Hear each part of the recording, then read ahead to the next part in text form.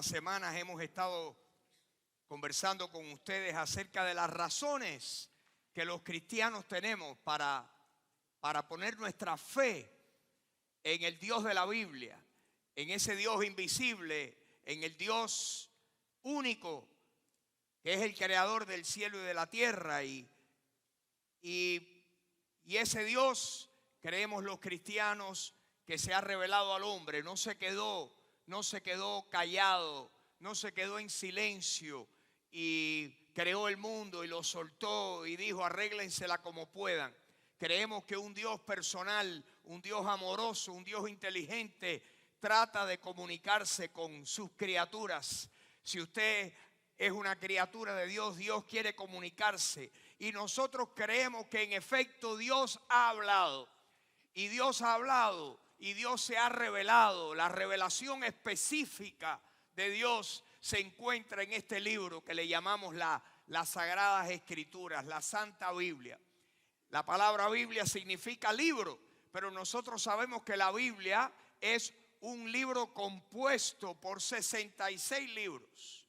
66 libros escritos en un transcurso de 1600 años. Piensen ustedes que desde el libro de Génesis hasta el libro de Apocalipsis transcurrieron en la historia 1600 años. ¿Qué libro que tome 1600 años escribirlo?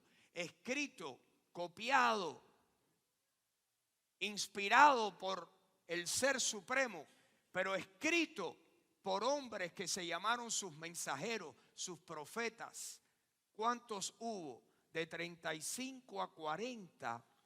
De 35 a 40 escritores escribieron los 66 libros de la Biblia en un transcurso de 1600 años. La fe cristiana es investigable. La fe cristiana puede ser puesta a prueba. A los cristianos nos acusan de que nosotros somos unos crédulos. Lo cierto es que toda persona cree algo. Todo el mundo tiene fe. Ustedes saben que dicen los estudiosos que hay más de 2000 religiones en el mundo. Hay más de 2000 religiones importantes, ¿verdad? O derivados de religiones, hay más de 2000. O sea que hay muchas creencias.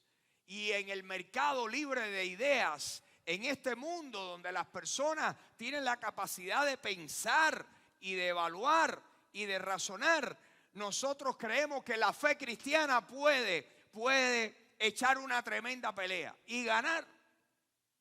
La especialidad, óigame bien, porque yo quisiera hoy, como hablé al principio de esta reunión, de alguna manera poder echar un poquito de fertilizante y poder estimular la fe suya para que usted confíe. Para que usted confíe, si está confiando, maravilloso.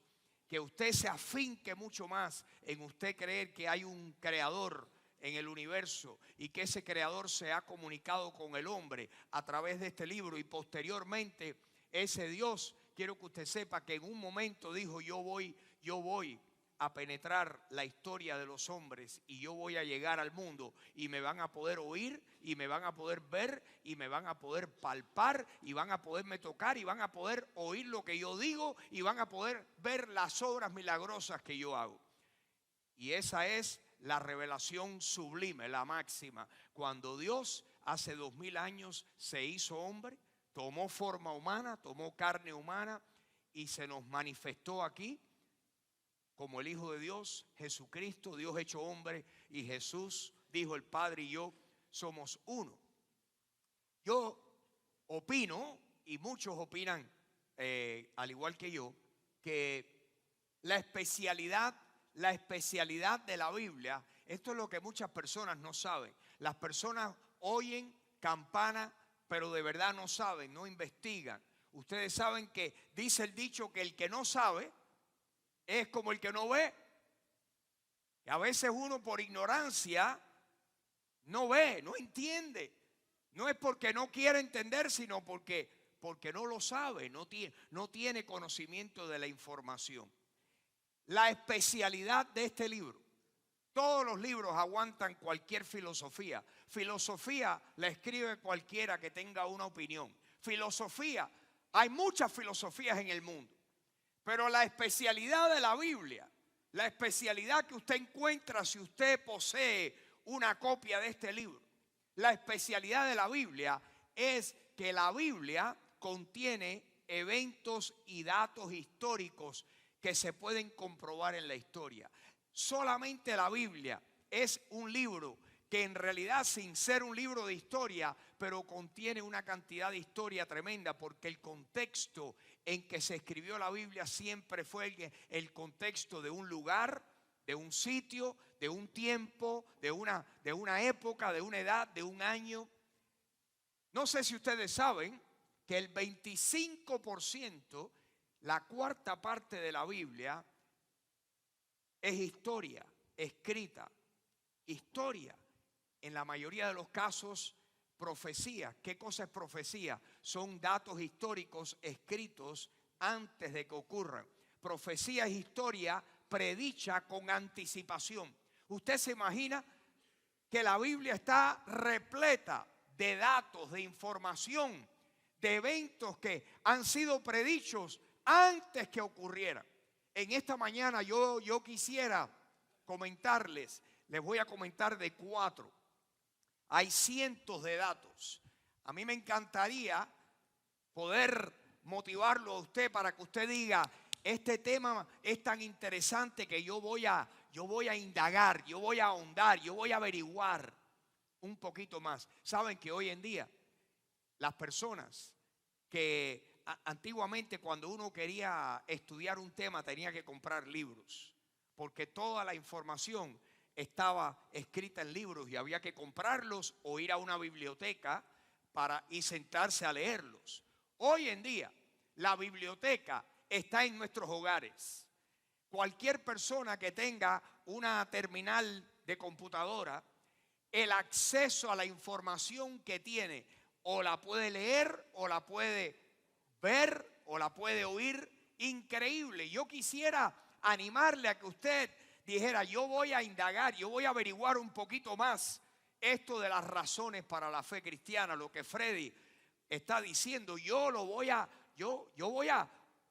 profundizar y voy a buscar.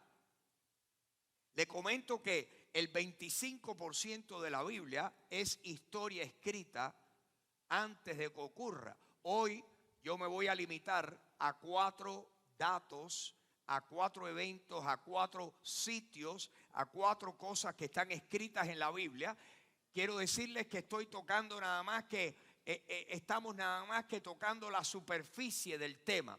Pero por falta de tiempo, por razón de tiempo, les comento, he escogido 4 de cosas que para mí son muy, muy especiales y muy valiosas para mí.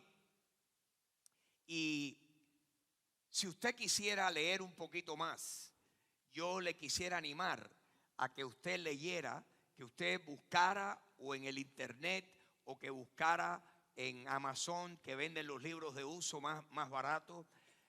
Hay un escritor que cuando era estudiante universitario tenía la meta de ser abogado y era ateo. Abrazó el ateísmo.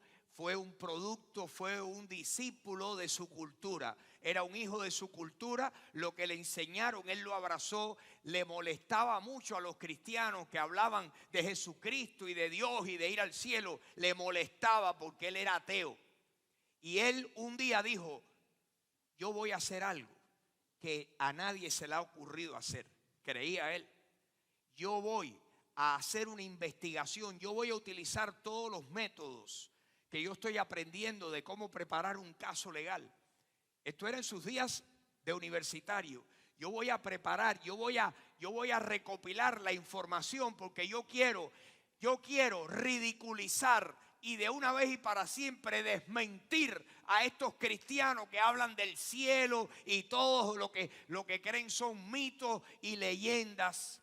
Y encima de eso, en el proceso me voy a hacer rico. Porque voy a escribir, esto es dicho por él, este es su testimonio, dicho por él, voy a escribir toda la información que yo recopile, la voy a poner en un libro y ese libro lo voy a poner para la venta y la gente se lo van a devorar. Y vamos a desmentir a estos tontos que creen en esos cuentos de hadas. Y se dedicó por meses a recopilar información, a utilizar su entrenamiento, lo que él estaba recibiendo como su entrenamiento legal para poder recoger toda la información histórica, arqueológica, filosófica, el Antiguo Testamento, el Nuevo Testamento, la vida de Jesucristo, los datos que aparecían en la Biblia de los sitios y de los lugares en el Antiguo Testamento, a recopilarlo. Pero fueron pasando los meses y el hombre parece que se le iba acercando el momento que él tenía que ya llegar a ciertas conclusiones, tenía que empezar a amarrar y a terminar su caso para poderlo demostrar lo que él originalmente intentaba hacer. Cuando fue acercándose el tiempo de él tener ya que llegar a sus conclusiones, tuvo una crisis emocional o mental. Tuvo una crisis porque se dio cuenta que la información, en vez de apuntar en la dirección que él pensaba que era para desmentir el cristianismo, apuntaba todo, nada estaba fuera de orden, nada, ¿verdad? Nada iba en contra, al contrario, iba a favor de la fe cristiana. Esta es la historia dicha por él. Él se llama Josh McDowell. Su libro llegó a tal momento que dijo: esto no era lo que yo pensaba encontrarme. Y en esa crisis buscó a unos cristianos en la universidad, un grupo de cristianos que se llaman Cruzada Estudiantil y Universitaria para Cristo.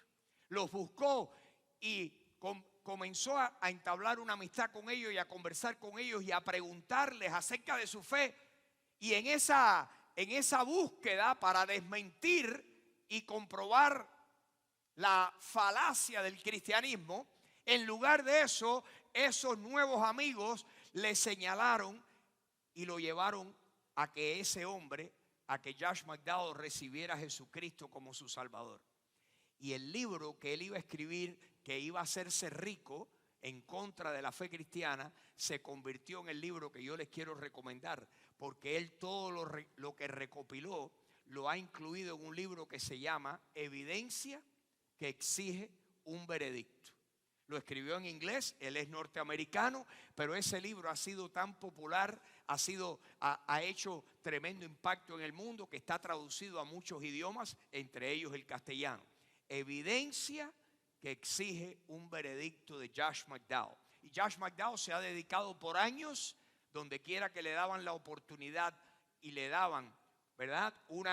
Le daban una palestra y un sitio donde él poder hablar, sobre todo en los lugares, en las universidades, en los centros universitarios. Ahí iba él y presentaba, y él ha sido usado por Dios inmensamente. Y Josh tiene una cantidad de información tremenda relacionada a esto. Mi oración es que estos 4 punticos le abran el apetito a usted para que usted quiera profundizar e indagar más. Tengo 4 cositas, entre ellas les voy a mostrar hoy un video de 4 minutos que son de esos cientos de videos que están disponibles en el internet, que nos enseñan grandes verdades, mientras que el mundo está teniendo una tremenda crisis de fe, porque Jesucristo dijo que el día que Él regresara hallaría fe en la tierra. Hay una crisis, hay una escasez de fe. Y sin embargo, hoy en día hay más evidencia que apunta hacia la fe cristiana que nunca antes. La ciencia, la historia, la ciencia nueva, llamada la arqueología, fue una ciencia que se diseñó, una disciplina para poder probar las falacias en la Biblia. Y al contrario, la arqueología se ha convertido, después de 100 y tantos años, en el mayor aliado de la fe cristiana, dando prueba de la veracidad de la Biblia. Bueno, 4 puntos que les quiero mencionar hoy, y el primero lo he hablado muchas veces, pero yo quiero, ¿verdad? No puede pasar sin darle la atención debida, porque es probablemente el punto histórico más importante. La especialidad de este libro es mostrarnos una verdad histórica que ha ocurrido en nuestros tiempos y está ocurriendo en este momento. Y es la realidad acerca de la nación, el milagro, el gran milagro de la nación de Israel. Nunca en la historia del mundo un pueblo que haya sido desarraigado de su tierra por tantos siglos haya podido mantener su identidad nacional, y que después de siglos puedan regresar a su tierra natal y poder establecerse de nuevo como nación y como patria. La única vez que ha ocurrido en la historia, ha ocurrido en el tiempo moderno con la nación de Israel. Es un milagro, es una de las especialidades de la Biblia, mostrarnos de que Dios tiene el poder de dirigir los asuntos de los hombres. Y les comento brevemente, ustedes saben que Israel es una nación llamada Israel, que son los descendientes de un hombre que se llamó Abraham. Abraham no era israelita, Abraham era iraquí, vivía en Mesopotamia, vivía en Caldea, vivía en la ciudad de Ur de los Caldeos, una antigua ciudad que se encuentra donde hoy en día está la moderna nación de Irak. Así que Abraham era iraquí, y Dios por alguna razón encontró en él esa semilla de fe.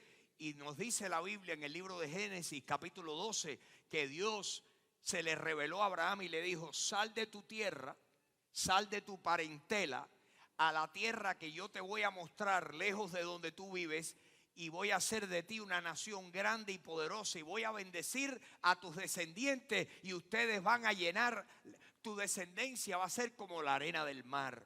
Abraham, siendo un hombre sin un hijo, siendo su esposa estéril, dice que sin poner en tela de duda lo que Dios le había revelado, dice que salió sin saber a dónde iba. ¿Y hacia dónde lo dirigió Dios? Nada menos que hacia la tierra que usted y yo conocemos hoy en día como la tierra de Israel, que en aquel entonces se conocía como la tierra de los cananeos, la tierra de Canaán. Cientos de kilómetros donde Dios lo guió. No en balde Dios le llamó el amigo mío, el padre de la fe. Abraham fue guiado y dice que no puso en duda lo que Dios le estaba guiando. Que él, cuando Dios le dijo: voy a darte un hijo y ese hijo va a tener hijos y tus hijos van a ser muy numerosos, dice que él, a pesar de no tener hijos, creyó en esperanza contra esperanza para ser padre de mucha gente. Usted se imagina, su esposa Sara, Abraham 100 añitos. 100 añitos. Sara 90. Pasada su edad de poder salir embarazada. Y Dios esperó y esperó y esperó para que de verdad no quedara lugar a duda de que Dios era el que había hecho ese milagro. Y efectivamente le nació el hijo en la vejez y le pusieron Isaac. Isaac tuvo 2 hijos, uno se llamó Jacob. Dios dijo: la descendencia, el tronco genealógico que yo voy a seguir para hacer esta nación grande viene a través de Jacob y no de Esaú. Y a Jacob Dios le cambió el nombre y le puso Israel. Israel tuvo 12 hijos y se convirtieron en las 12 tribus de Israel. E Israel pobló la tierra. Israel, Dios les dijo: si ustedes siguen la fe de vuestro padre, de vuestro antepasado Abraham, si ustedes son leales a mí, si ustedes me hacen caso, si ustedes creen solamente en mí y no fabrican otros dioses, si ustedes son monoteístas y ustedes creen en el Dios verdadero que soy yo, si ustedes hacen todo eso, yo los voy a bendecir grandemente. Ustedes van a ser la nación número 1 en la tierra, y la ciudad de ustedes, Jerusalén, va a ser la nación número 1 en el mundo. ¿Qué hicieron los israelitas? Desobedecieron a Dios. se olvidaron de Dios, se convirtieron en idólatras, en inmorales, en perversos. Todo tipo, todas las perversiones que hacían los pueblos de alrededor de ellos, ellos las practicaron. Los cananeos fueron expulsados de su tierra y Dios los expulsó y les quitó la tierra precisamente por la perversión de ellos. Hacían todo tipo de perversión espiritual, moral, sexual, sacrificaban sus hijos a sus dioses, de todo hacían los cananeos. Y Dios les dijo a Israel: los estoy expulsando por todas las prácticas paganas que ellos tienen. No vayan a hacer ustedes ninguna de esas cosas. No le hicieron caso a Dios y eventualmente Dios los expulsó. Los expulsó. 2 veces fueron expulsados los hebreos, los israelitas de la tierra. La primera vez en los tiempos de los reyes. La segunda vez en el tiempo de Jesucristo.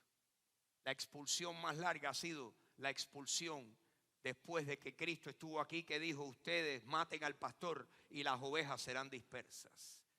Y fueron dispersas por casi 2000 años.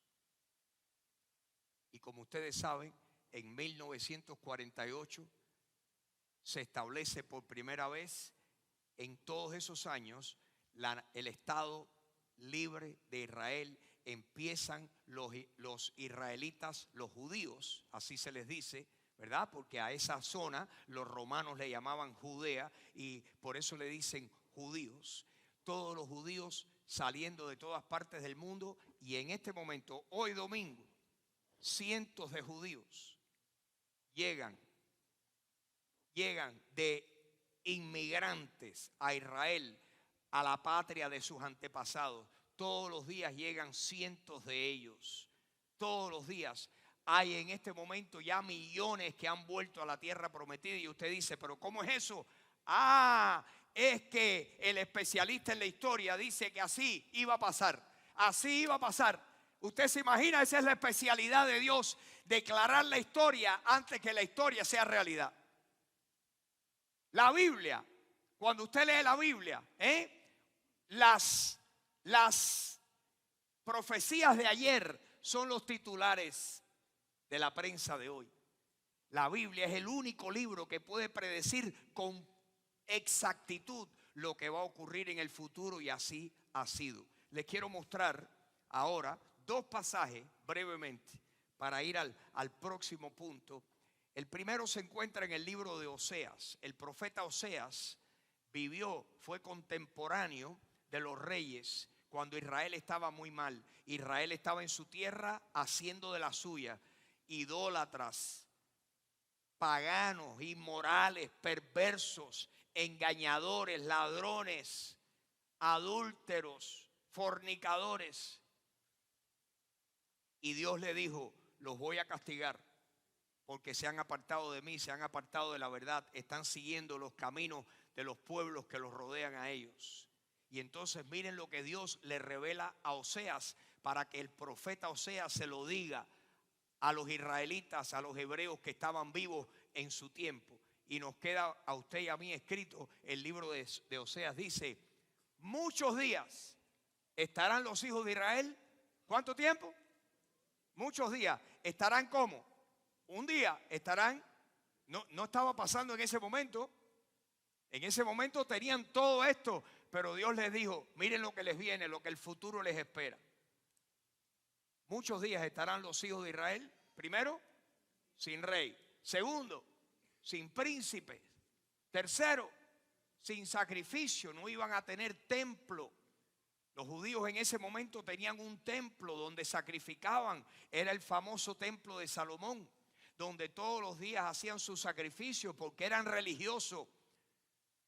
Por eso yo les digo que una cosa es religión, que es forma sin sustancia, y otra cosa es la sustancia, que tal vez no tiene la misma forma.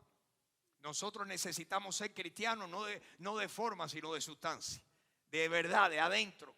Ellos tenían sacrificio, pero en realidad no estaban recordando que ese sacrificio era recordándoles que un día el Mesías, el Cordero de Dios, vendría al mundo. pues por muchos días se lo pasarían sin sacrificio, en otras palabras, sin templo. ¿Qué más tenían en el templo? En el templo tenían otros objetos de culto. Iban a estar como no iba a haber templo, no iba a haber sacrificio, que tenían que sacrificar todos los días, el sacrificio continuo. Muchos días iban a estar no solamente sin rey, sin un gobierno, sin una nación, sin un país, sino sin el templo, sin estatuas, sin efod, que era la vestimenta que se ponía el sumo sacerdote, se ponían para profetizar, sin terafines, sin ninguna de esas cosas. Por muchos días iban a estar. ¿Qué ocurrió? Bueno, primero 70 años fueron expulsados. A los 70 años se arrepintieron y regresaron. Pasaron cientos de años y volvió a haber gran pecado en ellos. Y el peor de los pecados, que rechazaron a su Mesías, rechazaron a Jesús. Y Jesús dijo: si ustedes matan al pastor, las ovejas serán dispersas. Mataron a Jesús en el año 33. En el año 70 los romanos llegaron, invadieron a Jerusalén y a todo Israel. Mataron, arrasaron, acabaron, violaron, lo destruyeron todo. Y los judíos tuvieron que salir por el mundo entero como inmigrantes, como gitanos por el mundo entero. Y así se han pasado desde el año 70 después de Cristo hasta 1948. Miren lo que dice el próximo versículo. Después de muchos días, ¿qué pasaría? ¿Qué dice el Señor? Oseas, dile lo siguiente: van a haber muchos días donde no van a tener templo, ni nación, ni rey. Pero después de muchos días, ¿qué harían los descendientes de Abraham, los hijos de Israel? Después, ¿qué? Volverán los hijos de Israel. ¿Y qué harán? Buscarán a Jehová su Dios y a David su rey. Y temerán a Jehová y a su bondad. ¿Cuándo? En el fin de los días. Saben que eso todavía no se ha cumplido, pero como nosotros estamos viendo los preparativos para que eso se cumpla, creemos que estamos en el fin de los días. Creemos que el fin de los días está muy cerquita, porque eso va a ocurrir así. Un día la nación de Israel, acuérdense de mis palabras, un día la nación de Israel, los judíos, van a reconocer que Jesucristo verdaderamente era su Mesías. No van a ser enemigos de los cristianos. Van a darse cuenta que Jesucristo era verdaderamente el Mesías. Y dice la Biblia que ese día llorarán y harán lamentación, porque se darán cuenta, le preguntarán: ¿y esas heridas en tus manos y en tu costado? Y Jesús les dirá: con esa fui herido en la casa de mis amigos. Y llorarán y harán lamentación por él. Se darán cuenta que ellos en realidad rechazaron e hicieron sufrir a Jesucristo. Esto está ocurriendo. Quiero que vean otro pasaje en Ezequiel. El profeta Ezequiel nos lo dice un poquito diferente. Si me ponen Ezequiel, miren lo que dice aquí en Ezequiel. Dios le dice al profeta Ezequiel: dile que los voy a esparcir por el mundo entero. Y miren lo que dice Ezequiel 36:19. Los esparcí ¿por dónde? Por las naciones. Y fueron dispersados ¿por dónde? Por toda la tierra, conforme a sus caminos y conforme a sus obras los juzgué y los discipliné. Los judíos han estado dispersos por todas las naciones de la tierra. Hay judíos en todas las naciones de la tierra. Ahora miren lo que dice el versículo 24, el 20, el 21, el 22 dice que Dios iba a tener en un momento misericordia de ellos y que iba a dar, que Dios iba a sentirse de que su nombre estaba siendo vituperado entre las naciones. Y dice que iba a hacer algo Dios, iba a hacer algo diferente. Yo los tomaré de las naciones y los recogeré ¿de dónde? De donde mismo fueron dispersos. Los voy a recoger y los traeré ¿a dónde? A vuestro país. El milagro que ha ocurrido en el siglo XX y en el siglo XXI es el milagro de la nación de Israel. El renacimiento del Estado Libre de Israel. En mayo de 1948, milagrosamente las Naciones Unidas votó a favor de que Israel fuera un estado. Al día siguiente, no sé cuántas naciones, no me acuerdo ahora, cuántas naciones árabes le declararon la guerra con un día de nacida a la nación de Israel. Y ganaron milagrosamente en 1948. Y han tenido escaramuzas, sin contar las guerras grandes como la guerra de los 6 días en 1967, la guerra del día de fiesta de ellos en 1973, y todavía están siendo amenazados por las naciones de sus alrededores. Dios los ha recogido y los sigue recogiendo. La especialidad de Dios es darnos milagros en la historia. Ese es el milagro de Israel. Ahora les quiero mostrar otro milagro que para mí es, a mí me hace palpitar el corazón. En Ezequiel capítulo 44, Ezequiel capítulo 44, el profeta Ezequiel, la ciudad de Jerusalén era una ciudad amurallada.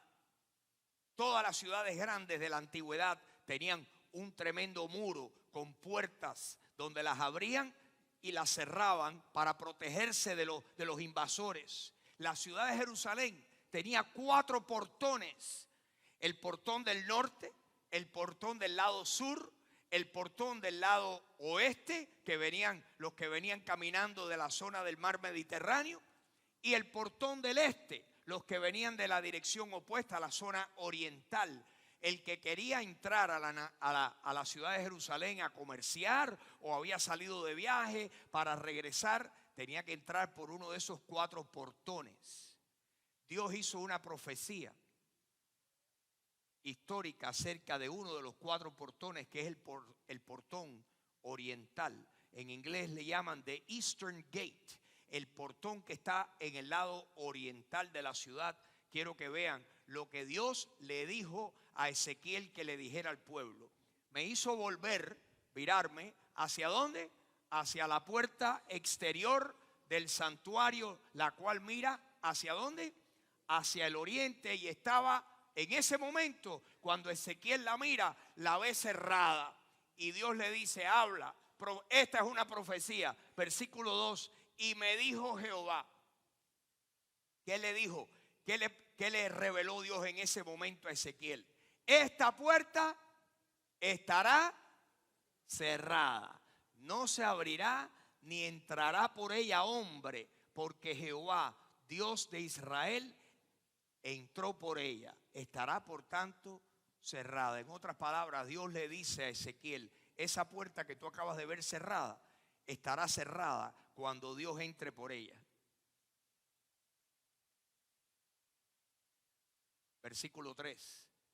Y en cuanto al príncipe, por ser el príncipe, él se sentará allí. ¿Dónde allí?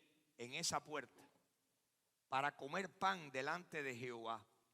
Por el vestíbulo de la puerta entrará y por ese mismo camino saldrá.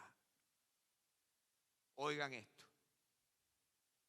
Ustedes han oído que cuando Jesús, esto fue 500 y tantos años antes de Cristo, cuando Jesús finalmente llegó a Jerusalén para hacer su entrada triunfal y pidió que le buscaran un pollino, un potrico de burro para sentarse y entrar, y Jesús hizo su entrada triunfal. Dice que entró desde el Monte de los Olivos. ¿Y por dónde entró? Por el portón del este. Y luego, cuando entró y cenó con sus discípulos, y luego dijo, vamos, y salieron e iban rumbo al jardín de Getsemaní, salieron por el portón del este, por la puerta oriental. Jesús murió, entró y salió el príncipe. Y quiero mostrarles lo que pasó después de la muerte de Jesucristo. Ustedes saben que Jerusalén ha sido una ciudad en manos de muchos ejércitos invasores. Ha sido la ciudad por la cual más ejércitos han peleado. Es la ciudad más reñida y más disputada en el mundo. ¿Casualidad? No, causalidad, que es diferente la cosa. Es una ciudad que tiene la mano de Dios encima de ella. Ahora les quiero mostrar en este momento una foto del portón oriental de la ciudad de Jerusalén. Es el único pedazo de la muralla antigua que queda. Todo lo demás lo han tumbado, pero queda un pedazo de la muralla. ¡Qué casualidad! ¿Y cómo está la puerta? Está tapiada. La tapiaron.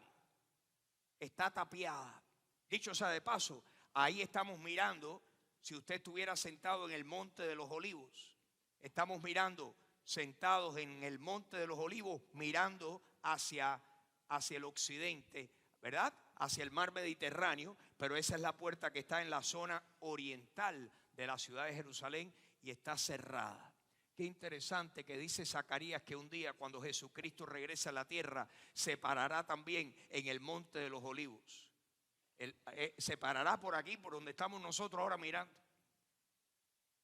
Y dice la Biblia que ahí hará su entrada triunfal una vez más. El príncipe se sentará allí también, entrará y saldrá. Jerusalén será la capital del mundo, Bueno, les digo esto para hacerles un desafío a los guapos que están aquí. El que quiera desmentir la Biblia y hacerse rico, meta un pico y una pala en una maleta y diga: yo voy a abrir ese portón tapiado, a ver si puede. El que lo abra desmiente la Biblia porque dice que sería cerrada y está esperando que se vuelva a abrir cuando el príncipe de Dios vuelva a entrar y salir por ella. Allí entró en su entrada triunfal y de allí salió, y fuera en el Monte de los Olivos, en el jardín, fue donde lo vinieron a buscar y a tomar preso y posteriormente a crucificarlo, ¿verdad? Dentro de allí en Jerusalén. Pero murió el Señor, resucitó y ahí está tapiada el portón del este. Dígame que Dios no es especialista en historia. Todos los que han ido, los que desean ir a Israel, tienen que ir allí y ver el portón que está allí. Todo el resto de la muralla está destruida, pero queda un pedazo de la muralla. Y qué interesante que es la que tiene que ver con el portón que está en la profecía bíblica. Número 3, déjenme comentarles acerca de Babilonia. Babilonia. ¿Cuántos han oído hablar de Babilonia? Babilonia era la capital de los medos. Era la capital de los caldeos. Era la capital antigua de la nación de Irak. Usted nos ha preguntado, mire que todas las ciudades de la antigüedad, Cairo, Roma, todas las naciones, las capitales grandes de la antigüedad, todas existen. Pero en este momento, Irak, su capital es Bagdad. Nunca se menciona Babilonia, pero Babilonia era no solamente la capital de los caldeos, sino que era la ciudad más bella y más importante durante el imperio de los caldeos. Allí hubo un rey que se llamó el rey Nabucodonosor, que era un rey inmensamente rico, inmensamente poderoso. Era en un momento en su tiempo fue la nación más poderosa en la tierra. Fue la nación, el imperio de los caldeos con su capital. Allí vivía Nabucodonosor. Allí le hizo una casita a una de sus reinas favoritas y a ella le gustaban mucho los árboles. Y como es un lugar un poco desierto, dijo: no te preocupes, aquí vamos a meter tremendos jardines. Y le hizo la casita, le hizo la casita, le hizo el palacio. Denme ahí una imagen de cómo los artistas visualizan lo que se escribió y cómo los historiadores describieron la ciudad de Babilonia. Esa era la casita de Nabucodonosor para la reina, Y una de las 7 maravillas del mundo antiguo eran los jardines colgantes de Babilonia. Los jardines colgantes. Era un lugar desierto. No te preocupes, mi amor. No te preocupes. Aquí te voy a poner todas las flores que tú quieras. Así, la ciudad de Babilonia estaba junto a la orilla del río Éufrates, un lugar muy fértil. La ciudad estaba allí, de allí pues se abastecían de agua. Así es como los artistas visualizan lo que los historiadores han descrito, que vieron las personas que visitaron la ciudad de Babilonia. Hay en la historia hombres que fueron allí y escribieron y describieron lo que vieron, y los artistas nos han dado, ¿verdad?, su dibujo de eso. Sin embargo, como Babilonia fue abusiva con Israel, Babilonia fue una de las naciones que atacó, invadió Israel y fue sumamente abusiva. Aplastaron y avasallaron a los judíos. Y quiero que vean lo que dice el Señor, lo que le dice al profeta Jeremías. Si me pueden poner Jeremías 25, por favor. Jeremías le dice, Dios le dice a Jeremías, dile al pueblo lo siguiente: toda esta tierra, futuro, será puesta ¿en qué? La tierra de Israel. Toda esta tierra será puesta ¿en qué? En ruinas y en espanto. ¿Quién hizo eso? Los babilonios. Destruyeron Jerusalén, se llevaron los tesoros, derrumbaron el templo de Salomón, arrasaron, violaron, mataron niños, mataron a los hombres. Los mejores hombres se los llevaban de esclavos. Entre ellos Daniel, para servir en el reino de Nabucodonosor, que tenía una reina y muchas otras reinas. ¿Y qué le hacían? Los emasculaban. Le cambiaban la voz después.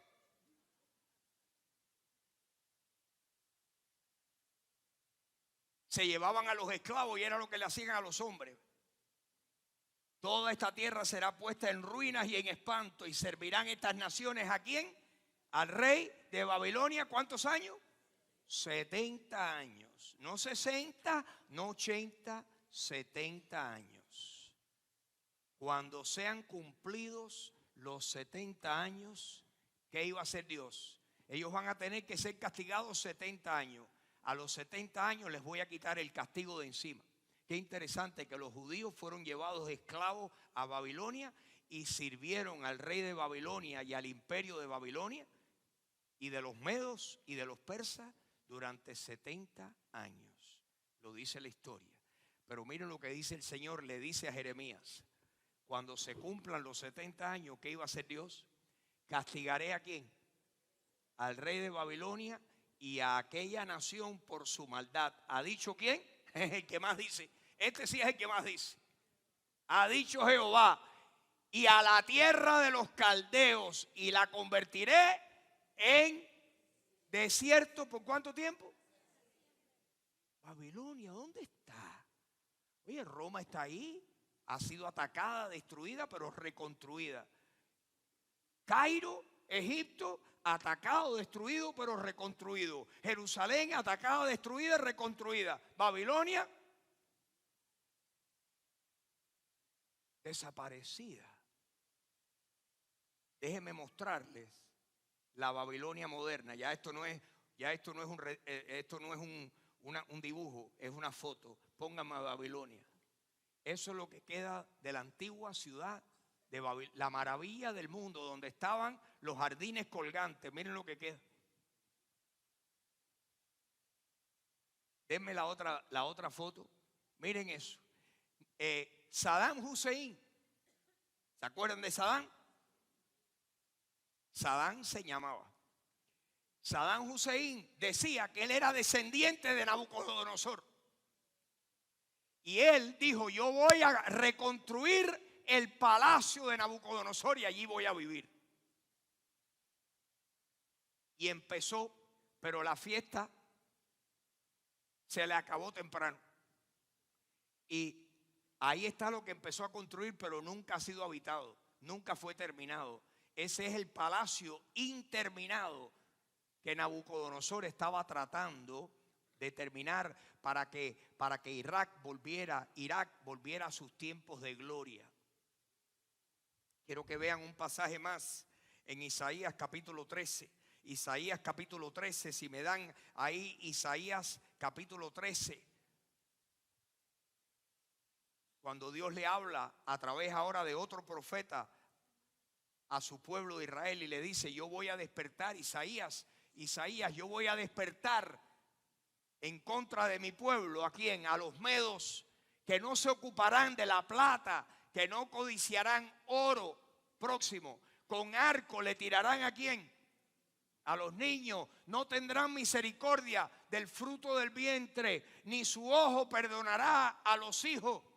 El próximo, y Babilonia, hermosura de los reinos y ornamento de la grandeza de los caldeos, un día será como Sodoma y Gomorra, a las que trastornó Dios. Nunca más Babilonia será habitada, ni se morará en ella de generación en generación, ni levantará allí tienda el árabe, ni pastores tendrán allí su majada.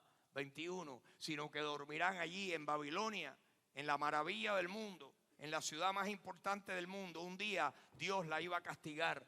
Dormirían allí las fieras del desierto, sus casas se llenarían de hurones, allí habitarían. O sea que iba a ser un lugar para los animales silvestres y salvajes. Habitarían allí los avestruces, y allí saltarían las cabras salvajes. Versículo 22, en sus palacios aullarían las hienas y chacales en sus casas de deleite, y cercano a llegar está su tiempo, 70 años, y sus días no se alargarán. 70 años le duró la riqueza y la fama y la opulencia a la ciudad de Babilonia. Luego vino el castigo del Señor por haber sido abusivos con el pueblo de Israel. ¿Saben que la Biblia dice que la nación que maltrate a los judíos, de alguna manera llega a su castigo?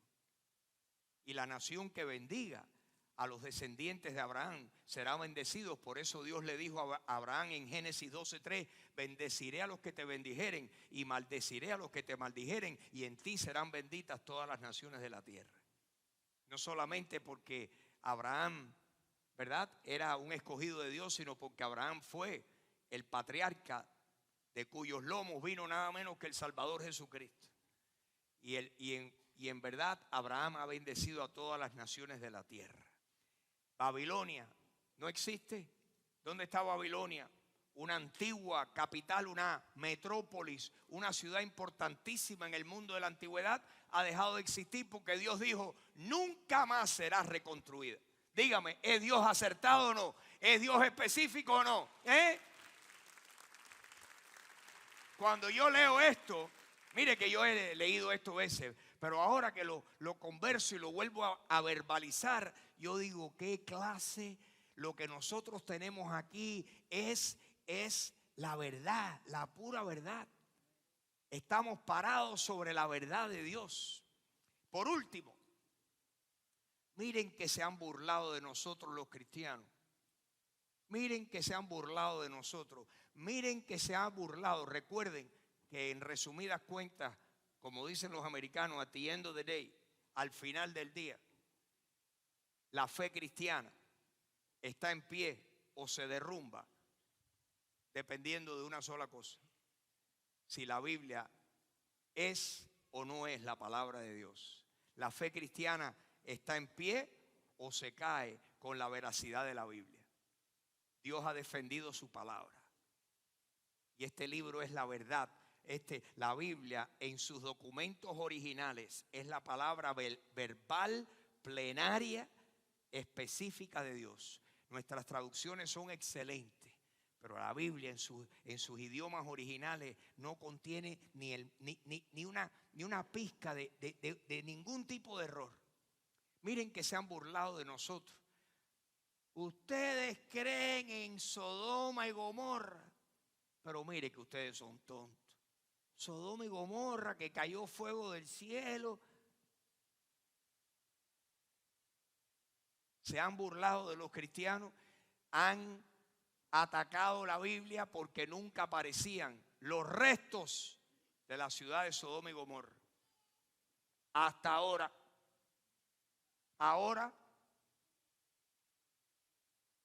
hay que bajarse del caballo. O mejor dicho, la mula tumbó a Genaro. Porque han aparecido los restos arqueológicos de esta ciudad exactamente donde dice la Biblia. Si usted quiere leer la porción bíblica, se encuentra en Génesis 18 y 19 y es la historia de cómo Dios envía a los ángeles que hablen con Abraham y les dicen los ángeles: vamos en camino a Sodoma y Gomorra porque su maldad ha llegado hasta las narices de Dios y ya Dios va a destruir la ciudad y sus habitantes. Y ahí Abraham tiene la conversación con Dios, con los ángeles, porque Abraham tenía un sobrino que se llamaba Lot, que tenía, o sea, cojeaba de una patica, le gustaba un poco la fiesta allí y sin embargo Abraham oró por él y Dios lo sacó a Lot de allí, preservó su vida. Pero destruyó a Sodoma y Gomorra, y donde dice la Biblia, exactamente pegado al Mar Muerto, en los llanos de una zona que hay allí.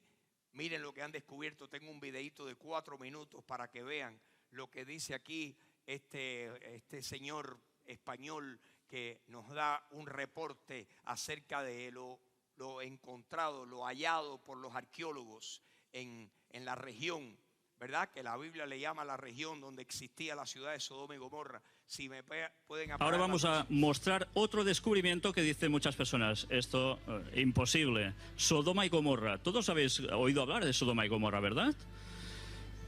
Hay una palabra que precisamente deriva de uno de estos nombres, Sodoma. Pues bien, en la Biblia se hablaba de Sodoma y Gomorra y que son destruidas debido a la gran corrupción que hay allí por fuego y azufre que cae del cielo. Y a través de la Biblia se habla de que realmente esto fue así, se da por cierto, incluso en el Nuevo Testamento. Vamos a ver unas imágenes extraídas del vídeo de Art Discovery sobre arqueología en Gomorra. Art Discovery son nuestros compañeros en Tennessee, el museo que habéis visto antes, de Wyatt.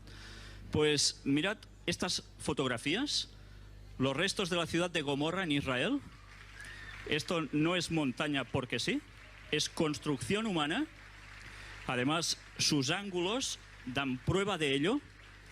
Míralo desde distintas perspectivas. Y a través de estas imágenes vais a ver también esto. ¿Os dais cuenta? Esto no se hace solo. Y una pirámide en forma de zigurat en Gomorra, en Israel. ¿Cómo puede ser también pirámides en Israel? ¿Y en forma de zigurat? ¿Por qué? Pues era la adoración pagana de esos tiempos, que se ha extendido por todo el mundo a través de todas las culturas. Esto sería como debería ser más o menos originalmente, muy parecida, en pequeño, a la Torre de Babel, con templo incluido, y también restos de una esfinge en Gomorra. ¿No suena a Egipto también? Pues sí. Aquí lo tenéis. Todo esto no se hace solo.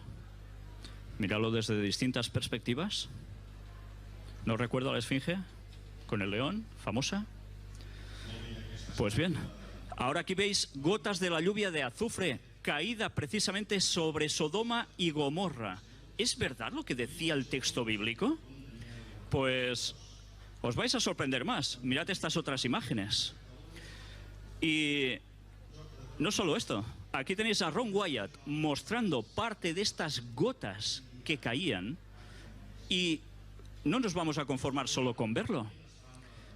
Aquí veis de cerca una de estas muestras de bola de azufre. Pero ahora vamos a ver muestra en directo para que vosotros podáis tocar una de estas gotas, si queréis, de este azufre, que tiene una gran particularidad. ¿Sabéis? El azufre que hay normalmente por todas partes de la Tierra tiene una composición natural de un 40% azufre. ¿Sabéis? Justo en ese lugar el azufre es de un 98,4%, su pureza. Esto es de análisis de laboratorio. Ya veis, no me lo invento. Y esto no es todo. Aquí tenéis el azufre, parte de esta gota, la tengo partida aquí. Os dejaré si queréis tocarla. Os advierto que cuando la toquéis os deberéis lavar bastantes veces, porque la potencia que desprende es brutal. Y su olor también, ¿eh? Luego, si queréis, podéis pasar por el stand y allí lo podréis tener en vuestras manos.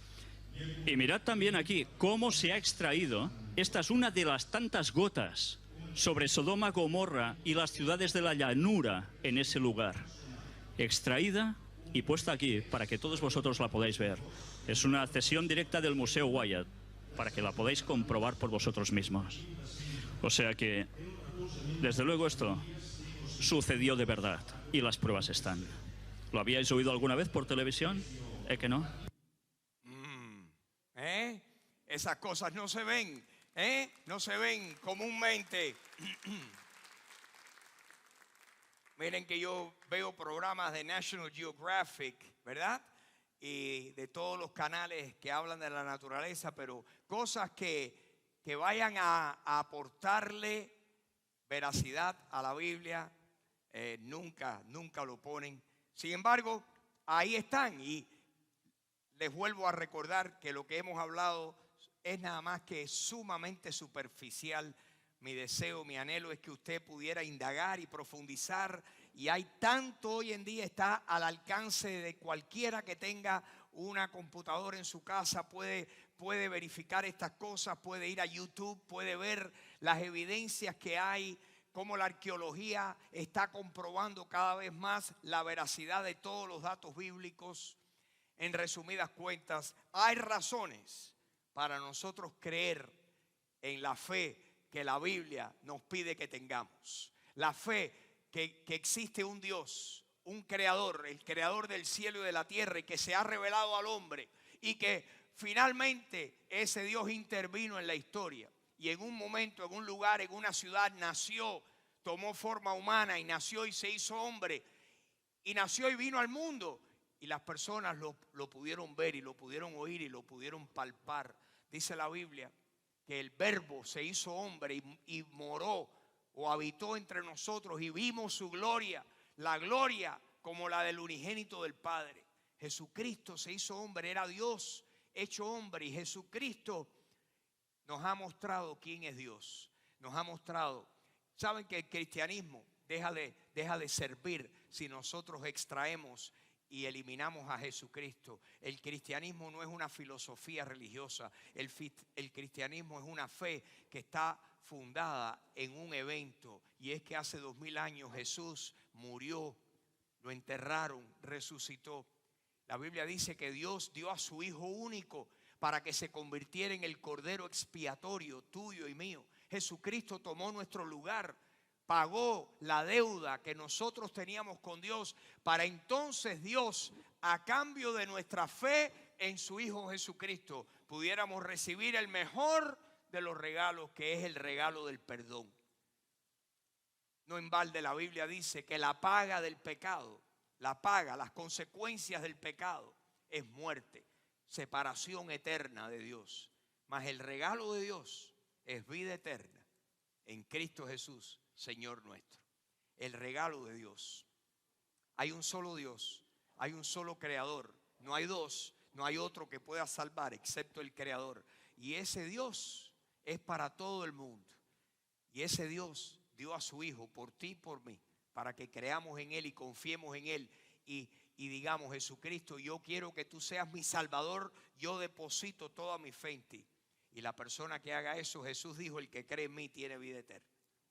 ¿Serías tú capaz de creer eso? Estas evidencias, estas razones para nuestra fe son unas poquitas, hay cientos y cientos de ellas.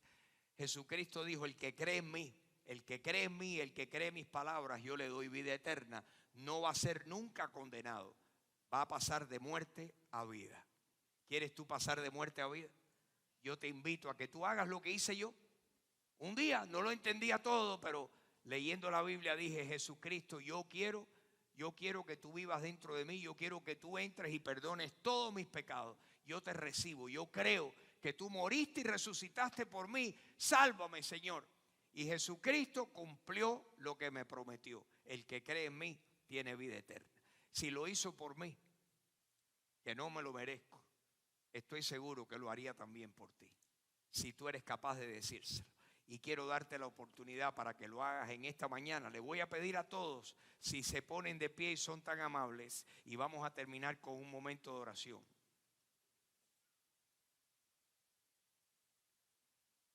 Señor, esta mañana, aunque escasamente, y probablemente con mucha dificultad, Señor, hemos presentado algunas razones para nuestra fe. Señor, no tiene nada que ver con la elocuencia mía. Como la persona que me dijo muy elocuente hoy, y yo le dije, no, la ejecución no es lo importante, es el contenido. ¿Qué cree usted del contenido? Y te quiero preguntar a ti que me escuchas, ¿qué crees tú del contenido? La ejecución es pobre. Dios lo sabe. Pero Señor, tú que puedes tomar lo poquito que te damos, Señor, y tú convertirlo para que las respuestas de nuestro corazón, las preguntas de nuestro corazón puedan ser respondidas. Yo te pido, Señor, que si hay una persona aquí que sinceramente dice, Jesucristo es quien Él dijo ser, el Hijo de Dios, y vino a hacer lo que Él dijo que había venido a hacer, a morir por los pecadores. Yo recibo a Jesús. Señor, tú sabes quién hoy por primera vez te recibe genuinamente en su corazón. Yo te pido, Señor, por alguien que quizás esté aquí esta mañana, que se encuentre como me encontré yo en un tiempo en mi vida, sin saber. Pero que hoy, Señor, esa persona pueda creer que tú le amas. Y que tú le amas tanto que diste a tu Hijo a morir por él o por ella.